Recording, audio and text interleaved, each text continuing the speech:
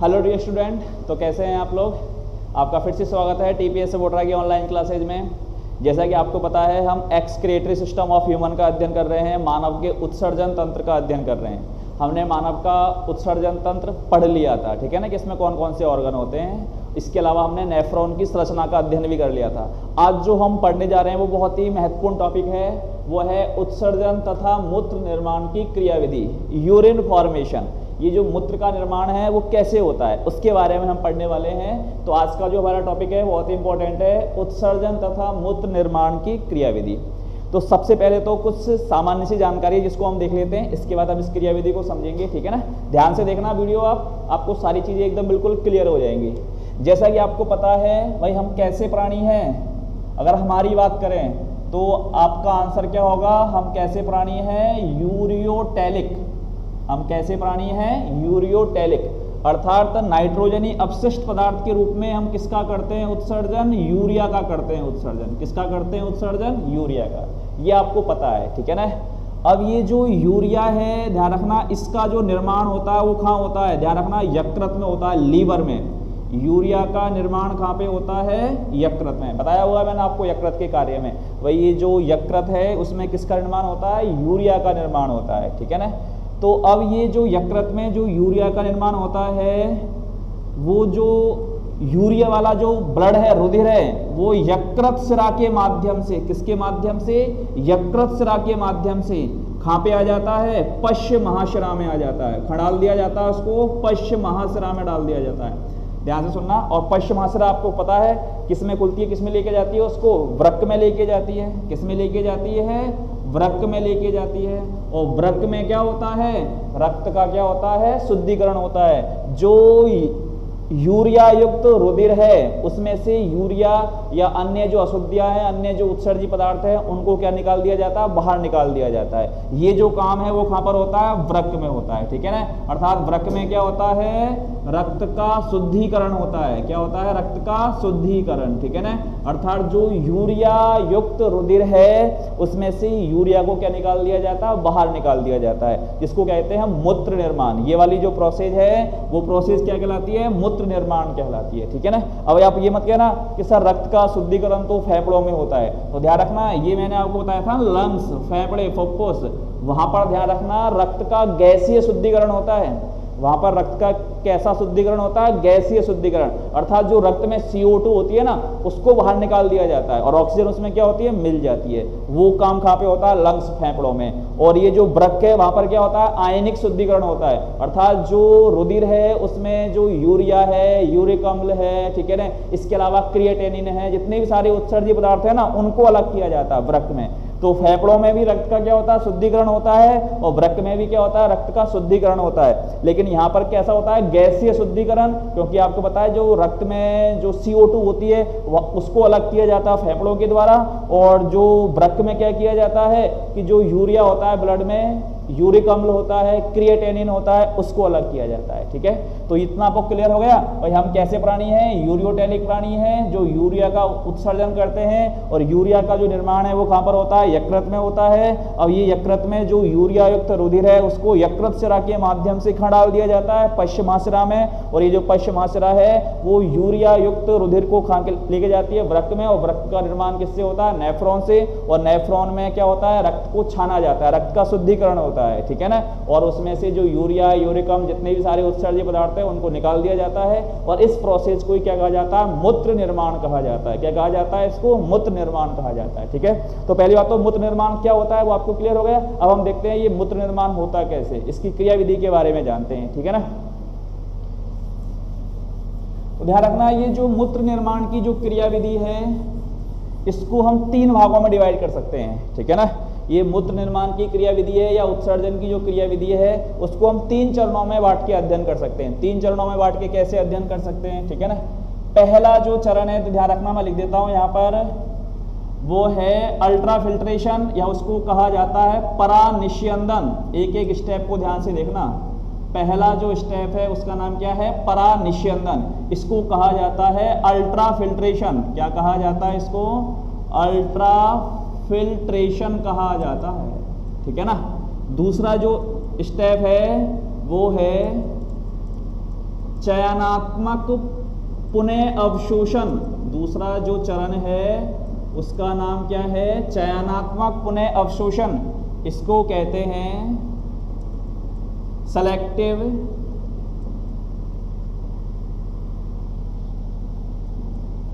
रीऑब्जर्वेशन, ठीक है ना। और तीसरा है स्त्रवन, इसको कहा जाता है सीक्रेशन, ठीक है ना।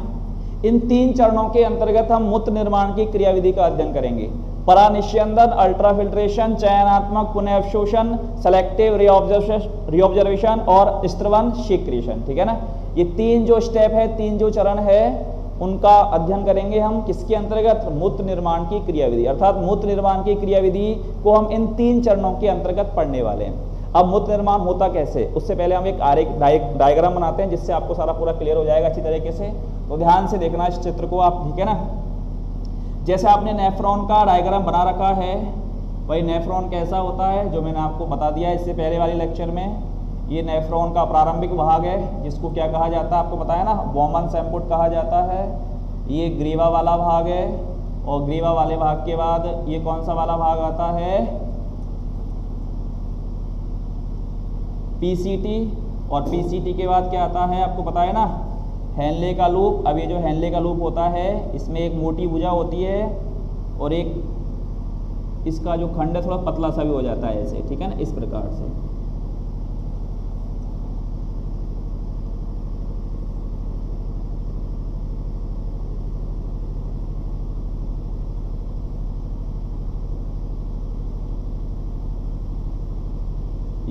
ये वाली जो स्ट्रक्चर है वो कौन सी है?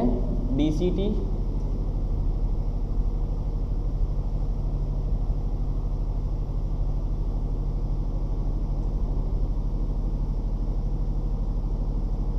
ठीक है ना। ये क्या है? नेफ्रॉन। ये आपके सामने जो बना हुआ है वो क्या है? नेफ्रॉन, ठीक है, जो आप इसके बारे में आप जानते हो। अब आपको पता है इसमें एक धमनिका होती है जिसको क्या कहा जाता है? अविवाही धमनिका। क्या कहा जाता है जिसको? अविवाही धमनिका। वो क्या करती है? इसमें रुधिर को लेके आती है। और एक कौन सी होती है? अपवाही धमनिका, जो इसमें से रक्त को क्या करती है? बाहर लेके जाती है, ठीक है। ये क्या है आपको पता है? नेफ्रॉन। अब इधर ध्यान से देखना, ये वाला जो भाग है आपको पता है, ये वाली जो धमनिका है इसको क्या कहा जाता है? अपवाही धमनिका। ये वाली जो धमनिका है इसको क्या कहा जाता है? ये तो है अविवाही धमनिका। और ये वाली कौन सी है? अपवाही धमनिका, ठीक है ना। ये वाला जो भाग है इसको क्या कहा जाता है? ये वाला जो भाग है इसको कहा जाता है पीसीटी। ये वाला जो भाग है इसको कहा जाता है डीसीटी, दूरस्थ कुंडलित नलिका। ये वाला जो भाग है इसको कहते हैं सीटी, कलेक्टिंग ट्यूब। और इसको कह सकते हैं डक्ट ऑफ वेलेनाई। वेलेनाई की वाहिनी बताए ना आपको, क्या कहा जाता है इसको? डक्ट ऑफ वेलिनाई, ठीक है ना। और ये वाला जो पार्ट है इसको क्या कहते हैं? Henle loop. ये वाला जो पार्ट है यू आकार का, क्या कहते हैं इसको? हैनले लूप, ठीक है। तो ये नेफ्रॉन की स्ट्रक्चर आपको पता है। आज हम पढ़ने वाले हैं मूत्र निर्माण की क्रियाविधि, तो ध्यान से देखना। सबसे पहले हम पहले स्टेप के बारे में बात करते हैं, परानिस्यंदन के बारे में। अल्ट्राफिल्ट्रेशन वही है क्या? सबसे पहले हम पहला स्टेप पढ़ रहे हैं, वो कौन सा है? अल्ट्राफिल्ट्रेशन अर्थात परानिस्यंदन। तो सबसे पहले तो हम देखते हैं कि परानिस्यंदन होता क्या है। जैसा कि आपको पता है, वही जो यकृत शिरा है वो यूरिया युक्त रुधिर को खड़ालती है पश्चिमाशिरा में, और पश्चिमाशिरा से कहाँ पे आता है? वो किडनी में आता है। और किडनी में आपको पता है बहुत सारी लाखों की संख्या में क्या पाई जाती है? वृक्क नलिकाएं, नेफ्रॉन पाई जाती है, ठीक है ना। अब ये जो अविवाही धमनिका है ये क्या काम करती है? रुधिर को लेके आती है। किस में लेके आती है पता है ना आपको? ये क्या है? ग्लोमेरुलस, पता है ना आपको? ये वाली जो स्ट्रक्चर है इसको क्या कहा जाता है? ग्लोमेरुलस, केशिका गुच्छ। और ये वाली जो स्ट्रक्चर है इसको क्या कहा जाता है बताया ना आपको? बॉमन संपुट, बॉमन कैप्सूल। इसको क्या कहा जाता है? बॉमन कैप्सूल कहा जाता है। अच्छे से ध्यान से देख लेना आप, ठीक है ना। तो ये जो अविवाही धमनिका है वो रुधिर को लेके आती है। किस में लेके आती है? ग्लोमेरुलस में, केशिका गुच्छ में, ठीक है ना। और ये जो अपवाही धमनिका है ये रुधिर को क्या लेके जाती है, बाहर लेके जाती है। मैंने आपको बताया था ये जो अभिवाही धमनिका है इसका व्यास क्या होता है, ज़्यादा होता है, इसका व्यास क्या होता है, कम होता है।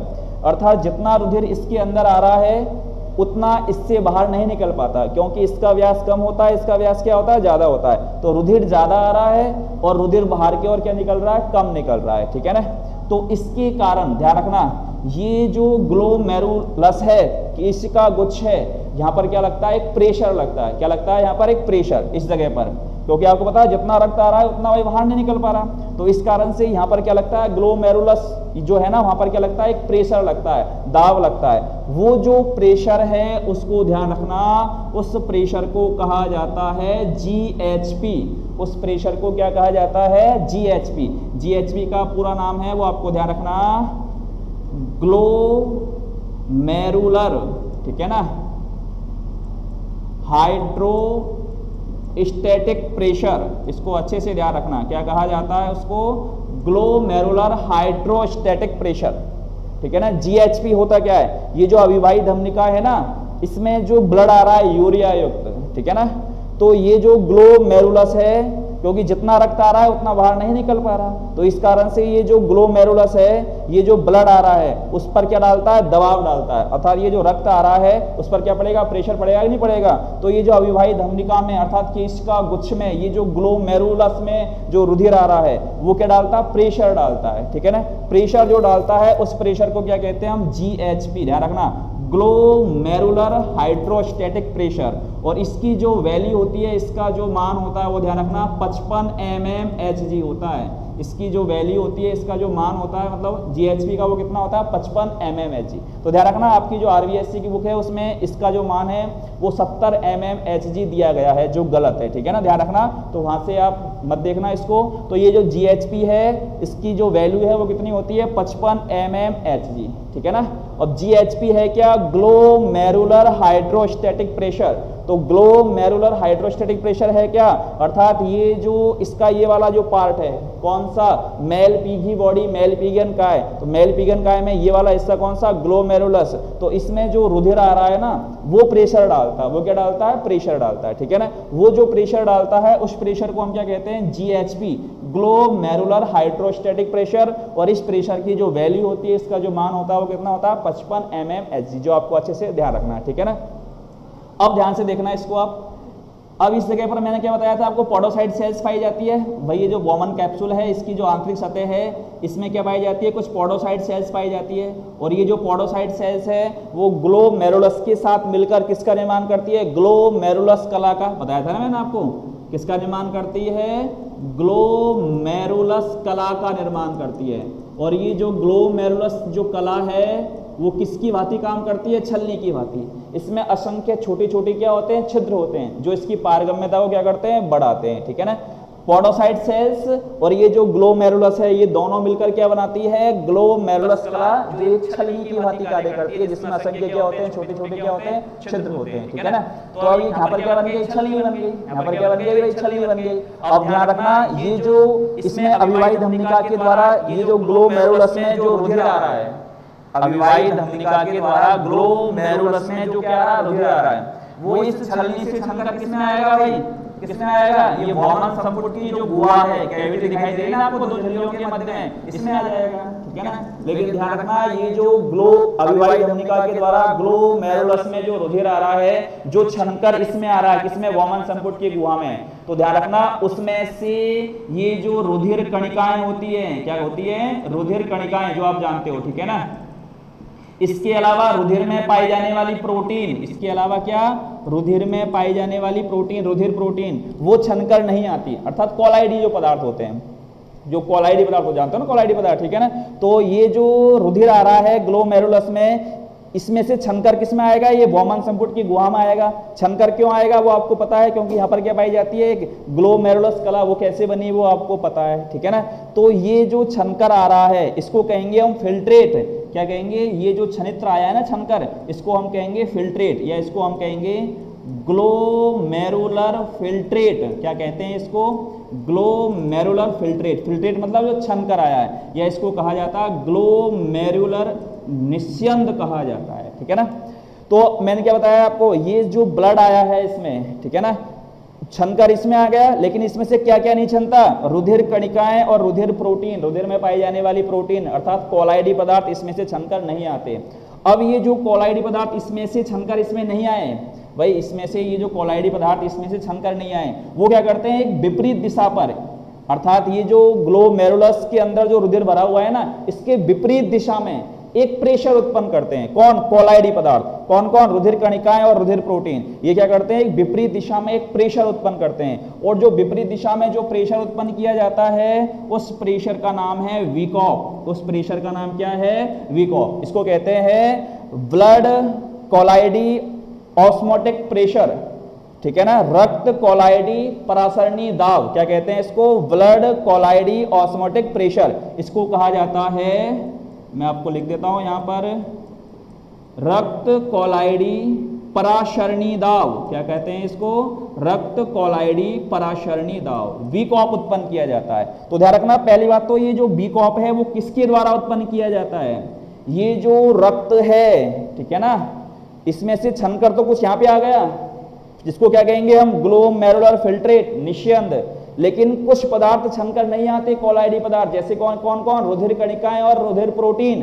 तो वो जो कोलाइडी पदार्थ है वो इस तरल पर, जो इसको कह सकते हैं हम ग्लोमेरुलर तरल या जो ब्लड है, उस पर विपरीत दिशा में एक दाब, एक प्रेशर उत्पन्न करते हैं, और वो जो प्रेशर है वो कौन सा होता है, वीकॉप, रक्त कोलाइडी परासरणी दाब, अर्थात कोलाइडी पदार्थों के द्वारा उत्पन्न किया जाता है, ठीक है ना। और ये जो वीकॉप है इसकी जो वैल्यू होती है वो होती है 30 mmHg। इसकी जो वैल्यू होती है वो कितनी होती है, 30 mmHg, ठीक है ना। ध्यान रखना, वीकॉप का जो मान है वो कितना होता है, 30 mmHg होता है, और GHP की जो वैल्यू होती है वो कितनी होती है, 55 mmHg होती है, ठीक है ना। अब क्या देखा आपने भाई, अविवाहित धमनी के द्वारा ब्लड आया, किसका गुच्छ में गया, यहाँ पर ग्लोमेरुलस कला में क्या हो गया, वो छन गया, छनने के बाद वो किस में आ गया, बोमन संपुट की गुहा में आ गया। इतना तो हो गया ना क्लियर। अब आपका भाई अविवाहित धमनिका का व्यास ज्यादा है, अपवाहित धमनिका का व्यास क्या है, कम है, तो जितना रक्त आ रहा है उतना बाहर नहीं निकल पा रहा, जिस कारण से ये जो ग्लोमेरुलस कला है इसमें क्या हो जाएगा, रुधिर छन जाएगा, लेकिन उसमें से क्या क्या नहीं छनेगा, रुधिर कणिकाएं और रुधिर में पाई जाने वाली जो प्रोटीन है वो नहीं छन के आती, ठीक है ना। इस चीज का आपको अच्छे से क्या रखना है, ध्यान रखना है, ठीक है।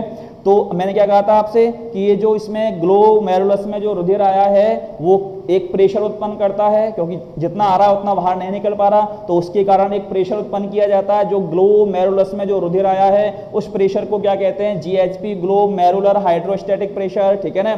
अब इसमें जो छना नहीं है, रुधिर कणिकाएं, रुधिर प्रोटीन, वो विपरीत दिशा में, इसके विपरीत दिशा में अर्थात GHP की विपरीत दिशा में एक प्रेशर उत्पन्न करती है। वो प्रेशर है वो कौन सा है, वीकॉप। इसको क्या कहते हैं, रक्त ब्लड कोलाइडी ऑस्मोटिक प्रेशर, रक्त कोलाइडी परासरणी दाब, और इसकी जो वैल्यू होती है वो कितनी होती है, 30 mmHg होती है, ठीक है ना। अब ये छनकर आ गया, यहाँ पर क्या छन के आ गया भाई, रक्त। कौन सा रक्त, जिसमें क्या था, यूरिया युक्त रक्त, ठीक है ना। तो अब ये जो छन के आया ना, इसको क्या कहेंगे हम, फिल्ट्रेट। फिल्ट्रेट का मतलब छना हुआ, या इसको कह सकते हैं छनित्र, जिसको हम छन के आ गया, ठीक है ना, या इसको क्या कह सकते हैं हम, निस्यंद कह सकते हैं, ठीक है ना। तो ये जो छनकर आया है इसको क्या कहेंगे हम, ग्लोमेरुलर फिल्ट्रेट या निस्यंद कहेंगे या छनित्र कहेंगे, ठीक है ना। और ये पूरी की पूरी जो प्रोसेस है ना वो क्या कहलाएगी, अल्ट्रा फिल्ट्रेशन परा निस्यंदन। निस्यंदन का मतलब होता है छानना, फिल्ट्रेशन, फिल्ट्रेशन का मतलब जानते हो ना, छानना, परा निस्यंदन, अर्थात ये जो ग्लोमेरुलस में जो रुधिर आया है उसको छानकर किस में डाल देना, बोमन संपुट की गुहा में डाल देना। ये वाली जो प्रोसेस है उसी को क्या कहा जाता है, अल्ट्रा फिल्ट्रेशन कहा जाता है। वही जो ब्लड आ रहा है उसको किस में डाल देना, बोमन संपुट की गुहा में, अर्थात ये जो नेफ्रॉन, ये जो नलिकाकार संरचना है ना, इसमें डाल देना। ये वाली जो प्रोसेस है वो क्या कहलाती है, अल्ट्रा फिल्ट्रेशन परा निस्यंदन कहलाती है। और ये जो छनकर जो इसमें आया है ना, इसको क्या कहा जाता है, ग्लोमेरुलर फिल्ट्रेट कहा जाता है। क्या कहा जाता है इसको, ग्लोमेरुलर फिल्ट्रेट, ठीक है ना। तो आपको क्या लगा, एक तो GHP वीकॉप के बारे में क्लियर हो गया। अब ध्यान रखना, एक बार ध्यान से सुनना, अब ये जो छनकर आया है ना ग्लोमेरुलर फिल्ट्रेट, ये भी एक प्रेशर उत्पन्न करता है विपरीत दिशा में, इधर की साइड। अरे ये जो ग्लोमेरुलर फिल्ट्रेट है भाई, इसमें फिल्ट्रेट आ जाएगा, तो ये जो फिल्ट्रेट है वो भी तो विपरीत दिशा में एक प्रेशर उत्पन्न करेगा, क्योंकि छनकर आ गया, इसमें छनित्र क्या हो गया, इकट्ठा हो गया, फिल्ट्रेट क्या हो गया, इकट्ठा हो गया, तो ये भी एक विपरीत दिशा में क्या उत्पन्न करेगा, प्रेशर उत्पन्न करेगा। अब वो जो प्रेशर है ना, वो ध्यान रखना, जो ग्लोमेरुलर फिल्ट्रेट के द्वारा उत्पन्न किया जाता है उसको कहते हैं CHP। क्या कहते हैं उसको, CHP। CHP का पूरा नाम होता है कैप्सुलर हाइड्रो स्टैटिक प्रेशर, क्या कहते हैं उसको, कैप्सुलर हाइड्रोस्टैटिक प्रेशर, CHP। ध्यान रखना अच्छी तरीके से, CHP किसके द्वारा उत्पन्न किया जाता है, तो आपका आंसर क्या होगा, ग्लोमेरुलर फिल्ट्रेट के द्वारा। अर्थात ये जो छनकर आया है जिसमें रुधिर कणिकाएं और रुधिर प्रोटीन नहीं है, ठीक है ना, उसके द्वारा भी विपरीत दिशा में, ध्यान रखना, GHP के विरुद्ध एक प्रेशर उत्पन्न किया जाएगा, क्योंकि छनकर आ गया तो वो भी तो विरोध करेगा ना आने का, क्योंकि पहले तो कुछ नहीं था यहाँ पर, लेकिन छनकर आ गया तो वो क्या उत्पन्न करेगा, विरोध करेगा, ठीक है ना। तो क्या कहते हैं इसको, CHP, कैप्सुलर हाइड्रोस्टैटिक प्रेशर, ठीक है ना। और ये जो CHP है इसकी जो वैल्यू होती है वो होती है 15 mmHg। ध्यान रखना, बुक में आपकी अलग दी हुई है, लेकिन जो सही वैल्यू है वो क्या होती है इसकी, 15 mmHg, किसकी, CHP की। तो कितनी वैल्यू होती है, 15 mmHg। अर्थात कैप्सुलर हाइड्रोस्टैटिक प्रेशर जो किसके द्वारा उत्पन्न किया जाता है, ग्लोमेरुलर फिल्ट्रेट के द्वारा उत्पन्न किया जाता है। तो अब आपको मालूम चल गया GHP क्या है, क्लियर है ना, GHP क्या है, वही ये जो प्रेशर लगा रहा है, जो इसके अंदर जो रुधिर आ रहा है ना, उस जो प्रेशर लगा रहा है वो कौन सा है, GHP, ठीक है ना। वीकॉप, इस रुधिर में जो कोलाइडी पदार्थ है वो प्रेशर लगा रहे हैं विपरीत दिशा में, वो क्या है, वीकॉप, ठीक है ना। और ये जो छनकर आ गया छनित्र, ठीक है ना, ये जो प्रेशर लगा रहा विपरीत दिशा में, इसको क्या कहते हैं, CHP, ठीक है ना। तो भाई अब जो नेट प्रेशर लगेगा वो कितना लगेगा, भाई सीधी सी बात है, ये वाला प्रेशर तो इस साइड लग रहा है, और ये जो बीकॉप है CHP है, ये इसके क्या कर रहे हैं, विपरीत दिशा में काम कर रहे हैं। भाई ये जो बीकॉप है CHP है वो इसके क्या कर रहे हैं, विपरीत दिशा में कार्य कर रहे हैं। तो जो नेट प्रेशर है वो कितना होगा, ध्यान रखना, जो नेट प्रेशर है, ठीक है ना, अर्थात शुद्ध प्रभावी निस्यंदन दाब, वह नेट इफेक्टिव फिल्ट्रेशन प्रेशर जो ब्लड को क्या करेगा, छानेगा। तो उस प्रेशर को पता क्या कहते हैं, ध्यान रखना, उस प्रेशर को कहा जाता है EFP, ठीक है ना। इसका मतलब पता है आपको, ध्यान रखना, इसका मतलब होता है इफेक्टिव फिल्ट्रेशन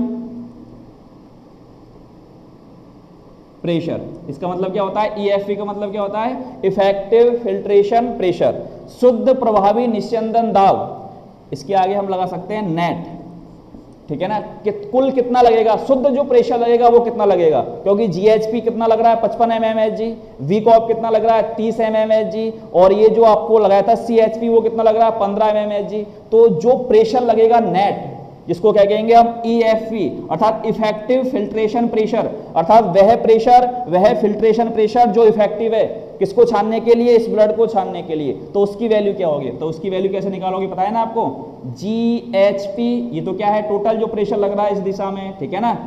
इसके बाद इसमें क्या करोगे, माइनस करोगे, माइनस किस किस को करोगे, एक तो कौन सा हो गया वीकॉप, प्लस कौन सा हो गया CHP। भाई दोनों क्या कर रहे हैं, इसके विपरीत दिशा में लग रहे हैं, ठीक है ना। तो GHP की वैल्यू कितनी है वो आपको पता है ना, 55 mmHg। भाई GHP की वैल्यू कितनी है, 55 mmHg, ठीक है ना। माइनस करोगे इसमें, वीकॉप की वैल्यू कितनी होती है, 30, ठीक है ना, और CHP की वैल्यू कितनी होती है, 15, ठीक है। तो यहाँ पर कितना हो गया, 55 माइनस कितना हो गया, 45। तो अर्थात जो लगा कितना लगा पता है ना आपको, 10 mmHg। तो ये जो EFP, ठीक है ना, इसकी जो वैल्यू है वो कितनी हो गई, 10 mmHg। भाई ये जो इफेक्टिव फिल्ट्रेशन प्रेशर है इसकी जो वैल्यू है वो कितनी हो गई, 10 mmHg। कैसे हुई वो पता लग गया है ना आपको। भाई ये जो प्रेशर लग रहा है वो तो कौन सा हो गया, GHP, जो इस दिशा में लग रहा है, ठीक है ना, जिसकी मान कितना होता है, 55 mmHg। इसके अलावा जो बीकॉप है, इसमें जो कोलाइडी पदार्थ है वो विपरीत दिशा में लगा रहे हैं प्रेशर, अर्थात माइनस होगा कि नहीं होगा, उसकी वैल्यू कितनी होती है, 30 mmHg। अब ये जो छनित्र है ये भी विपरीत दिशा में क्या लगा रहा है, प्रेशर लगा रहा है, उसको क्या कहते हैं हम, CHP, कैप्सुलर हाइड्रोस्टैटिक प्रेशर, ठीक है ना। उसकी वैल्यू कितनी होती है, 15 mmHg। तो 70 तो इधर की साइड लग, 55 तो इधर की साइड लग रहा है, बाकी का 30 और जो 15 है वो विपरीत दिशा में लग रहा है, ठीक है ना। तो जो नेट इफेक्टिव फिल्ट्रेशन प्रेशर है उसकी जो वैल्यू है वो कितनी होगी, 10 mmHg। ध्यान रखना, जो नेट इफेक्टिव फिल्ट्रेशन जो प्रेशर है उसकी वैल्यू कितनी होगी, 10 mmHg। और इसी के कारण ये जो इसी प्रेशर के कारण ये जो रुधिर है यूरिया युक्त वो छनकर किस में आ जाता है, बौमान संपुट की क्या आ जाता है, गुहा में आ जाता है। तो पहली बात तो आपको ध्यान रखना, ये सारे प्रेशर के बारे में GHP हो गया ना क्लियर। या इसको हम ऐसे भी लिख सकते हैं, या तो इस प्रकार से लिख दो, या इसको ऐसे भी लिख सकते हैं, इस प्रकार से GHP माइनस, यहाँ पे लिख दिया मैंने VCOP, ठीक है ना, और इसके अलावा मैंने क्या लिख दिया माइनस CHP। इस प्रकार से भी इसको लिखा जा सकता है, ठीक है ना। अर्थात GHP ये तो इधर की साइड लग रहा है, VCOP इसकी विपरीत दिशा में, CHP इसकी विपरीत दिशा में, तो दोनों को कर दो, माइनस कर दो, या फिर इस प्रकार से लिख सकते हैं, ठीक है ना। दोनों को क्या कर दिया हमने, ऐड कर दिया, ऐड करने के बाद क्या कर दिया, इसमें से माइनस कर दिया। तो दोनों प्रकार से आप लिख सकते हो कि भाई ये जो नेट इफेक्टिव फिल्ट्रेशन प्रेशर है उसकी वैल्यू कैसे आएगी, वो आपको यहाँ से क्या चल जाएगी, मालूम चल जाएगी। तो पहली बात तो आपको ये ध्यान रखना है, ठीक है ना। वैसे हम प्रोसेस की बात करेंगे तो बहुत आसान सा, वो तो पता लग जाएगा आपको, ठीक है ना। तो ये जो अविवाहित धमनिका है, इसमें क्या आया, रुधिर आया यूरिया युक्त, यहाँ से क्या हो गया, छन गया ग्लोमेरुलस कला में, छनकर किसमें आ गया, इसमें आ गया, किसमें, बौमन संपुट की गुहा में। बौमन संपुट की गुहा में जो छनकर आया उसको क्या कहेंगे हम, ग्लोमेरुलर फिल्ट्रेट, ठीक है ना। अब ध्यान रखना, और ये वाली जो प्रोसेस है वो क्या कहलाती है, अल्ट्रा फिल्ट्रेशन। ये वाली जो प्रोसेस है वो क्या कहलाती है, अल्ट्रा फिल्ट्रेशन, परानिस्यंदन, अर्थात छनकर आ जाना। और ये जो छनकर आया उसको क्या कहा जाता है, ग्लोमेरुलर फिल्ट्रेट कहा जाता है। अब ये जो छनकर आया है ना, तो उसमें से ध्यान रखना लगभग 95% जल छनकर आ जाता है। कितना परसेंट जल छनकर आ जाता है, 95%। और आपको पता है अगर 95% जल पूरा का पूरा मूत्र में चेंज हो गया तो हमारे शरीर के अंदर जल की क्या हो जाएगी, कमी हो जाएगी। लेकिन 95% जो जल छनकर आता है ना, उसमें से केवल 0.8% ही किसमें चेंज होता है, मूत्र में चेंज होता है। इस 95% जल में से भी कितना, केवल 0.8% ही मूत्र में क्या होता है, चेंज होता है, ठीक है ना। इसका मतलब क्या हुआ, अधिकांश जो उपयोगी पदार्थ हैं उनका क्या हो जाता है, पुनः अवशोषण हो जाता है। तो हम दूसरे स्टेप को देखते हैं अब, ठीक है ना। तो पहला स्टेप तो आपको क्लियर हो गया ना, अल्ट्रा फिल्ट्रेशन। अल्ट्रा फिल्ट्रेशन में कौन कौन से प्रेशर काम करते हैं वो आपको ध्यान रखना। GHP क्या है, अब उसको 4 पॉइंट ध्यान रखने हैं आपको, GHP, VCOP और CHP। GHP क्या है, ये जो इसमें से ब्लड आ रहा है उसके द्वारा लगाया गया प्रेशर। VCOP क्या है, इसमें जो कोलाइडी पदार्थ होते हैं वो विपरीत दिशा में जो प्रेशर लगाते हैं। CHP क्या है, जो छनकर आ गया छनित्र किसमें, बौमन संपुट की गुहा में, उस छनित्र के द्वारा जो विपरीत दिशा में प्रेशर लगाया जाता है वो कौन सा होता है, CHP। तो नेट इफेक्टिव फिल्ट्रेशन प्रेशर कितना लगा, वही क्या होगा, GHP।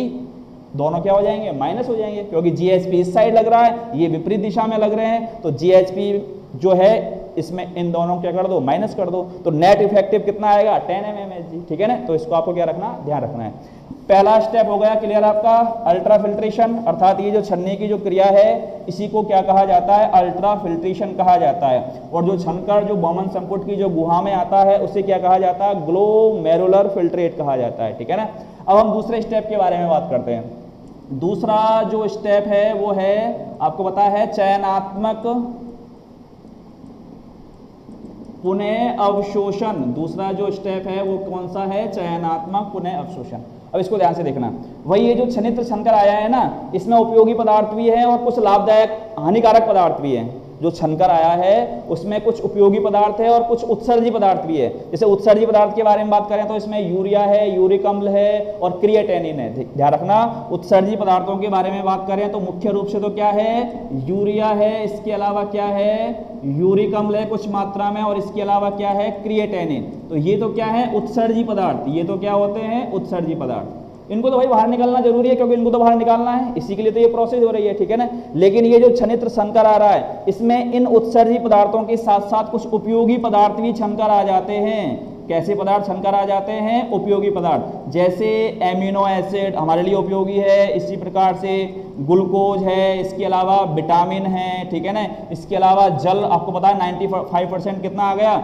जल छनकर आ गया। तो ये तो क्या होते हैं, हमारे शरीर के लिए उपयोगी होते हैं। तो भाई इनको क्यों बाहर निकालें मूत्र के जरिए, अगर ये बाहर निकल जाएंगे तो हमारे शरीर में क्या हो जाएंगी, बहुत सारी दिक्कतें आ जाएंगी, ठीक है ना। यूरिया, यूरिक अम्ल, क्रिएटिनिन, इनको तो बाहर निकालना ही है। यूरिया तो सबसे प्रमुख होता है, लेकिन कुछ मात्रा किसकी होती है, यूरिक अम्ल की होती है, क्रिएटिनिन की होती है। ये तो कैसे पदार्थ हैं, उत्सर्जी पदार्थ हैं। लेकिन इनके साथ साथ और क्या छनकर आ गया इसमें, ये वाले पदार्थ, उपयोगी पदार्थ भी छनकर आ गए। एमिनो एसिड, ग्लूकोज, वसा है, विटामिन है, जल है, ये भी छनकर क्या होते हैं, इसमें से आ जाते हैं। तो इसका मतलब क्या हुआ, अब ये जो उपयोगी पदार्थ है इनका क्या होना चाहिए भाई, पुनः अवशोषण होना चाहिए। क्योंकि आपको पता है 95% जल निकल रहा है, और 95% पूरा का पूरा जल किस में कन्वर्ट हो गया, मूत्र में कन्वर्ट हो गया, यूरिन में चेंज हो गया। तो इसका मतलब शरीर में जल की क्या हो जाएगी, कमी हो जाएगी, ठीक है ना। लेकिन इस 95% का केवल कितना प्रतिशत जल मूत्र में चेंज होता है, 0.8%। इस 95% जल का केवल कितना प्रतिशत चेंज होता है मूत्र में? 0.8%। तो इसका मतलब कुल मिला के बात यह है कि ये जो उपयोगी जो पदार्थ है ना वो दोबारा रक्त में पुनः अवशोषित कर लिए जाते हैं, ठीक है ना, चयन करके। इसी प्रोसेस को कहा जाता है चयनात्मक पुनः अवशोषण। इसी प्रोसेस को क्या कहा जाता है? सेलेक्टिव रीऑब्जर्वेशन, अर्थात चयनात्मक पुनः अवशोषण। उत्सर्जी पदार्थ है उनको तो भाई बाहर निकालना है, लेकिन उपयोगी जो पदार्थ है उनको क्या करना है? रक्त में पुनः अवशोषित करना है, ठीक है ना। तो अब ये काम कहां पर होता है वो हम देखते हैं। आपको पता है जैसे कि ये वाली जो स्ट्रक्चर है भाई, ये क्या है? पीसीटी। ये वाली जो स्ट्रक्चर है वो क्या है? पीसीटी। अब ये जो ग्लोमेरुलर फिल्ट्रेट है ये आगे बढ़ेगा, ये क्या करेगा? इसमें आगे बढ़ेगा। बढ़ेगा कि नहीं बढ़ेगा भाई? आगे तो आएगा कि नहीं आएगा? इसमें आगे आएगा, ठीक है ना। अब उत्सर्जी पदार्थ है इसमें, उनको तो खैर बाहर निकालना, वो तो खैर मूत्र के जरिए क्या निकलेगा? बाहर निकलेगा। लेकिन कुछ उपयोगी पदार्थ है उनका क्या होगा? पुनः अवशोषण। तो उपयोगी पदार्थ जैसे कौन कौन से हैं? एक तो कौन सा है? एमिनो एसिड, ठीक है ना। ये क्या हो जाएगा? पुनः अवशोषित। ध्यान रखना मैं तीर का निशान इधर की साइड लगा रहा हूं, इसका मतलब ये जो उपयोगी पदार्थ है वो क्या हो जाएगा? पुनः अवशोषित हो रहा है, दोबारा से क्या हो गया? रक्त में मिल गया। क्योंकि अगर वो बाहर निकल जाएगा मूत्र के जरिए, मूत्र में चेंज हो गया, तो हमारे शरीर में इन उपयोगी पदार्थों की क्या हो जाएगी? कमी हो जाएगी। तो ये जो एमिनो एसिड है इसका क्या हो जाता है? पुनः अवशोषण। किसमें? पीसीटी में, ठीक है ना। इसके अलावा और किसका हो जाता है? ग्लूकोज। इसके अलावा किसका हो जाता है? ग्लूकोज का हो जाता है, ठीक है ना। इसके अलावा कुछ आयन होते हैं जैसे Na+, ठीक है ना। इसके अलावा K+, इसके अलावा Cl-, ठीक है ना। इसके अलावा ध्यान रखना जल H2O, लगभग 80% जल का पुनः अवशोषण यहीं पे हो जाता है। कहाँ पे हो जाता है? पीसीटी में। क्यों हो जाता है उसका कारण आपको पता होगा, क्योंकि इसमें क्या पाए जाते हैं? सूक्ष्मांकुर। बताया था ना मैंने आपको स्ट्रक्चर में, वही ये जो पीसीटी है इसमें क्या पाए जाते हैं? सूक्ष्मांकुर पाए जाते हैं। और सूक्ष्मांकुर से क्या होता है? अवशोषण की सतह का क्षेत्रफल बढ़ जाता है, अर्थात अवशोषण क्या होता है? ज्यादा से ज्यादा होता है। तो ध्यान रखना 80% जो अवशोषण है, पुनः अवशोषण है, वो कौन से वाले हिस्से में हो जाता है? पीसीटी में, ठीक है ना। अर्थात समीपस्थ कुंडलित नलिका में ये जो छनित्र जो छनकर आया है उसमें से लगभग उपयोगी पदार्थों का जो पुनः अवशोषण है वो 80% तक क्या हो जाता है? कंप्लीट हो जाता है। तो कौन कौन सी? जैसे एमिनो एसिड है, ग्लूकोज है, Na+, K+, Cl-। इसके अलावा ध्यान रखना कुछ मात्रा में यूरिया, लिख देता हूं मैं यहाँ पे, सम यूरिया, ठीक है ना। इसका भी क्या हो जाता है? पुनः अवशोषण हो जाता है। वैसे ये अनुपयोगी पदार्थ है, लेकिन कुछ मात्रा में इसको भी क्या है? रक्त में पुनः अवशोषित कर लिया जाता है। तो एमिनो एसिड, ग्लूकोज, इसके अलावा मैंने क्या बताया था आपको? विटामिन। इसके अलावा क्या बताया था मैंने आपको? विटामिन। ये क्या हो जाते हैं? पुनः अवशोषित कर लिए जाते हैं। तो ये ध्यान रखना। अब ये जो पुनः अवशोषित किए जाते हैं ना, एमिनो एसिड, ग्लूकोज, इसके अलावा Na+, K+, Cl-, विटामिन, ठीक है ना। ध्यान रखना ये सक्रिय अभिगमन, अर्थात एक्टिवली इनका पुनः अवशोषण होता है। सक्रिय अभिगमन जानते हो ना? सक्रिय मतलब एक्टिव ट्रांसपोर्ट, जिसमें किसकी पड़ती है आवश्यकता? ऊर्जा की। तो ध्यान रखना इनका जो पुनः अवशोषण होता है वो कैसा होता है? एक्टिवली होता है, एक्टिव ट्रांसपोर्ट, सक्रिय अभिगमन द्वारा। और जो एक्टिव ट्रांसपोर्ट होता है उसको मैंने आपको बताया था वह किसकी पड़ती है आवश्यकता? ऊर्जा की। क्योंकि जो पैसिव ट्रांसपोर्ट होता है, निष्क्रिय अभिगमन, उसमें तो ऊर्जा की आवश्यकता नहीं होती, लेकिन जो एक्टिव ट्रांसपोर्ट होता है उसमें ऊर्जा की आवश्यकता पड़ती है, ठीक है ना।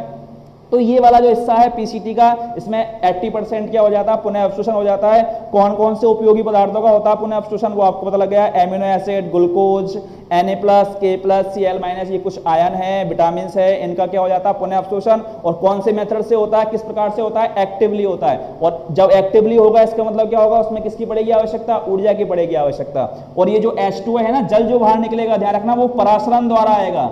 किसके द्वारा आएगा? परासरण द्वारा। परासरण आप जानते हो, जो आप पढ़ोगे आगे, जल का मैंने आपको बताया होगा 11वीं क्लास में, जो जल है वो एक अर्धपारगम्य झिल्ली के द्वारा अपनी अधिक सांद्रता से किधर की ओर जाता है? कम सांद्रता की ओर जाता है। ये वाली जो प्रोसेस है वो क्या कहलाती है? परासरण कहलाती है। तो जल जिसका पुनः अवशोषण होता है वो कौन सी प्रोसेस के तहत होता है? परासरण के। बाकी के जितने भी सारे हैं ना, वो कैसे, उनका पुनः अवशोषण कैसा होता है? एक्टिवली होता है, अर्थात उसमें किसकी पड़ती है आवश्यकता? ऊर्जा की। अब ये तो होना ही होना है, ठीक है ना। तो कुल मिला के अधिकांश पदार्थों का पुनः अवशोषण कहां पर हो गया? पीसीटी में।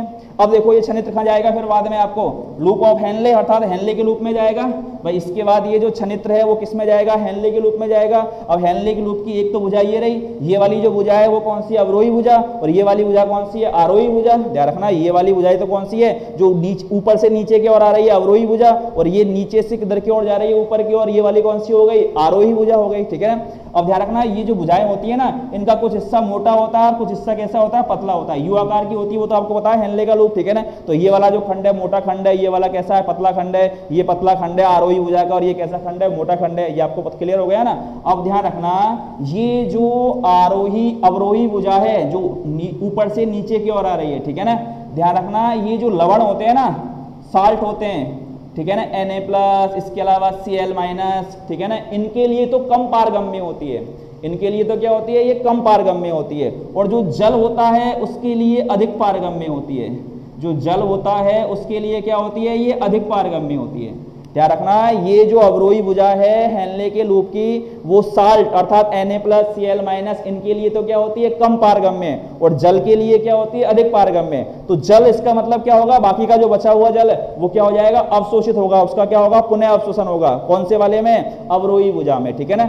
अब जल जब निकल के आ रहा है इस छनित्र में से, तो आपको पता है इसके अंदर जो ये फिल्ट्रेट है इसकी सांद्रता क्या हो जाएगी, ज्यादा हो जाएगी, होगी कि नहीं होगी भाई इसमें से जल क्या निकल के आ गया, बाहर निकल के आ गया, तो अंदर जो फिल्ट्रेट बचा उसमें लवणों की मात्रा क्या हो जाएगी, ज्यादा हो जाएगी, लवणों की मात्रा उसमें ज्यादा हो जाएगी, तो इसके जो अंदर जो सॉल्यूशन है उसकी सांद्रता क्या हो जाएगी, ज्यादा हो जाएगी। इसका मतलब इसके अंदर जो सॉल्यूशन है वो कैसा हो जाएगा, हाइपरटोनिक। कैसा हो जाएगा वो, हाइपरटोनिक। हाइपरटोनिक का मतलब हो जाता है अति परासरणी, अर्थात उसकी सांद्रता क्या हो जाएगी, ज्यादा, क्योंकि जल क्या निकल के आ जाएगा भाई, बाहर निकल के आ जाएगा। क्यों, क्योंकि इसकी जो भित्ति है वो जल के लिए क्या होती है, पारगम्य, ज्यादा पारगम्य, और ये लवणों के लिए क्या होती है, कम पारगम्य होती है, ठीक है ना। तो ऐसी स्थिति में इसके अंदर जो फिल्ट्रेट है वो कैसा हो जाएगा, हाइपरटोनिक। हाइपरटोनिक मतलब अति परासरणी हो जाएगा। विलयन के प्रकार पढ़े होंगे आपने, हाइपरटोनिक, हाइपोटोनिक, आइसोटोनिक, ठीक है ना। तो इसका मतलब ये जो अंदर है फिल्ट्रेट, इसकी सांद्रता क्या हो जाएगी, ज्यादा हो जाएगी। अब ये जो फिल्ट्रेट है फिर किस में जाएगा भाई, ये वाली भुजा में। ये वाली भुजा कौन सी हो गई भाई, आरोही भुजा हो गई। ये वाली जो भुजा है वो कौन सी भुजा हो गई, आरोही भुजा। अब ध्यान रखना ये जो आरोही भुजा होती है ना, वो जल के लिए कम पारगम्य होती है, जल के लिए ऐसा बोल सकते हैं अपारगम्य होती है। ये वाली कौन सी, आरोही भुजा की बात कर रहा हूं मैं, ठीक है ना। और ये जो साल्ट लवण जो होते हैं ना, उनके लिए क्या होती है, ये पारगम्य होती है, उनके लिए क्या होती है, पारगम्य होती है। तो ऐसी स्थिति में क्या होगा, अब लवण बाहर निकलेंगे। अब क्या बाहर निकलेंगे, इससे लवण बाहर निकलेंगे, जैसे इससे Na+, इसके अलावा Cl-, ठीक है ना, Na+, और इसके अलावा क्या हो जाएगा, Cl-, इनका क्या होगा, रीऑब्जर्वेशन होगा, अर्थात पुनः अवशोषण होगा। अब इसमें से जल का तो होगा नहीं, क्योंकि जल के लिए तो क्या होती है, अपारगम्य होती है। तो ऐसी स्थिति में इसके अंदर जो फिल्ट्रेट है वो दोबारा से उसकी सांद्रता क्या हो जाएगी, कम हो जाएगी, अर्थात इसके अंदर जो फिल्ट्रेट है वो कैसा हो जाएगा, समपरासरणी हो जाएगा, अर्थात कैसा हो जाएगा वो, आइसोटोनिक। कैसा हो जाएगा वो, आइसोटोनिक। भाई यहाँ पर तो जो फिल्ट्रेट है वो कैसा हो गया था, हाइपरटोनिक हो गया। क्यों, क्योंकि जल अधिक निकल रहा था, साल्ट कम निकल रहे थे। यहाँ पर अब साल्ट ज्यादा बाहर निकल रहे हैं, बाहर पुनः अवशोषण हो रहा है, और जल का क्या हो रहा है, कम हो रहा है, जल हो ही नहीं रहा बिल्कुल। तो ऐसी स्थिति में ये जो फिल्ट्रेट है वो दोबारा कैसा हो जाएगा, आइसोटोनिक हो जाएगा। तो हेनले के लूप में किस प्रकार से पुनः अवशोषण होता है वो आपको मालूम चल गया, पीसीटी में किस प्रकार से पुनः अवशोषण होता है वो आपको मालूम चल गया। अब हम बात करते हैं डीसीटी, दूरस्थ कुंडलित नलिका। तो ध्यान रखना इसमें से भी ये जो Na+ होते हैं, Cl- होते हैं, ये एक्टिवली, कैसे एक्टिवली, अर्थात एक्टिव ट्रांसपोर्ट के जरिए क्या निकल जाते हैं, बाहर निकल जाते हैं, मतलब इनका क्या हो जाता है, पुनः अवशोषण हो जाता है। और कुछ मात्रा में जो जल है उसका भी क्या हो जाता है, पुनः अवशोषण हो जाता है। इसके बाद डीसीटी से ये जो फिल्ट्रेट है वो किस में आएगा, सीटी में आएगा, कलेक्टिंग ट्यूब में आएगा, ठीक है ना। अब कलेक्टिंग ट्यूब का जो ऊपरी हिस्सा होता है वो जल के लिए थोड़ा सा क्या होता है, पारगम्य होता है, तो इसमें से भी जल का क्या हो जाएगा, पुनः अवशोषण हो जाएगा थोड़ा सा, ठीक है ना। और जो नीचे वाला हिस्सा होता है वो भी क्या होता है, जल के लिए कैसा होता है, अधिक पारगम्य होता है। इसको कहते हैं डक्ट ऑफ वेलिनाई, क्योंकि बहुत सारी कलेक्टिंग ट्यूब मिलकर किसका निर्माण करती है, डक्ट ऑफ वेलिनाई, अर्थात वेलिनाई वाहिनी का निर्माण करती है, ठीक है ना। तो ये जो कलेक्टिंग ट्यूब है इसमें से भी अधिकांशतः जो बचा हुआ जो जल है ना उसका भी क्या हो जाता है, पुनः अवशोषण हो जाता है। तो जो छन के आया था फिल्ट्रेट में का लगभग 95%, उसमें से केवल 0.8% जल ही किसमें चेंज होता है, मूत्र में चेंज होता है। और बाकी का जो कुछ बचा है जो बहुत अधिक सांद्र है, उसमें जल की मात्रा बहुत कम है, उसमें यूरिया है, मुख्य रूप से यूरिक अम्ल है, क्रिएटिनिन है, और जल की मात्रा क्या है, बहुत कम है, अर्थात वो क्या है, अधिक सांद्र मूत्र है, ठीक है ना। तो वो क्या होता है, मूत्र का इस प्रकार से क्या हो जाता है, निर्माण हो जाता है, ठीक है ना। जो मूत्राशय में इकट्ठा होता रहता है, फिर वो मूत्र मार्ग के जरिए उसको क्या निकाल दिया जाता है, बाहर निकाल दिया जाता है, ठीक है ना। तो ये वाली जो पूरी की पूरी प्रोसेस है वो कौन सी हो गई, यूरिन फॉर्मेशन की, मूत्र निर्माण की क्रियाविधि, ठीक है ना। इसको एक बार ध्यान से और देख लो, मैं बता देता हूं आपको। जैसा कि मैंने आपको बताया था वही ये क्या है, नेफ्रॉन है, ठीक है ना। हमारी जो यकृत कोशिका है वहां पर क्या होता है, यूरिया का निर्माण होता है, वहां से वो यकृत शला के माध्यम से पश्च महाशरा में डाल दिया जाता है। पश्च महाशरा से किस में आता है, वो किडनी में आता है, वृक्क में आता है।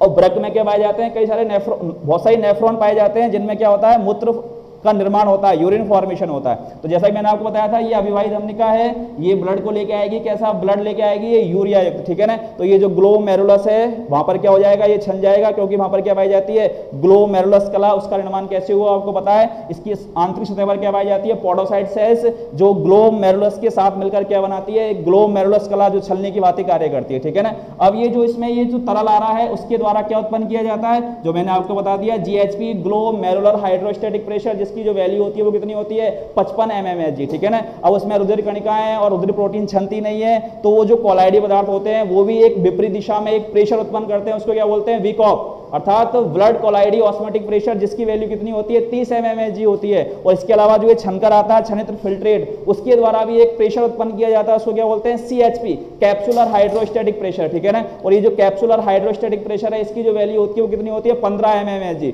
तो इस प्रकार से जो नेट इफेक्टिव फिल्ट्रेशन प्रेशर लगता है वो उसकी वैल्यू कितनी होती है, 10 mmHg। और उस 10 mmHg net effective filtration pressure के कारण ये जो रुधिर है यूरिया युक्त वो छनकर किस में आ जाता है, वोमन कैप्सूल की गुहा में आ जाता है। वोमन कैप्सूल की गुहा में अब जो छनकर आया है उसमें 95% जल है, कुछ उत्सर्जी पदार्थ है, कुछ उपयोगी पदार्थ है। तो जो उपयोगी पदार्थ है उनका क्या होना है भाई, पुनः अवशोषण होना है। तो कैसे कैसे होगा वो मैंने आपको सारा बता दिया है। पीसीटी में आपको बताया शंकुर पाए जाते हैं, सूक्ष्मांकुर पाए जाते हैं, जिससे अवशोषण की सतह का क्षेत्रफल क्या होता है, बढ़ जाता है, ठीक है ना। तो वहां पर Na+, Kl-, Cl-, vitamin, amino acid, glucose, ये जो एक्टिवली क्या हो जाते हैं, रीऑब्जर्वेशन हो जाता है इनका, ठीक है ना। कुछ मात्रा में यूरिया का भी होता है। और जो जल है उस 80% जल वो कौन सी प्रोसेस के तहत, जो मैंने आपको बता दिया वो कौन सी प्रोसेस है, पराशरण के द्वारा। इसके बाद लूप ऑफ हेनले का लूप, वहां पर क्या होता है, कुछ मात्रा में जल का और साल्ट का क्या हो जाता है, पुनः अवशोषण। इसके बाद Na+, Cl-, H2O, इनका क्या हो जाता है, पुनः अवशोषण। कुछ मात्रा में जल का अवशोषण कलेक्टिंग ट्यूब के द्वारा होता है।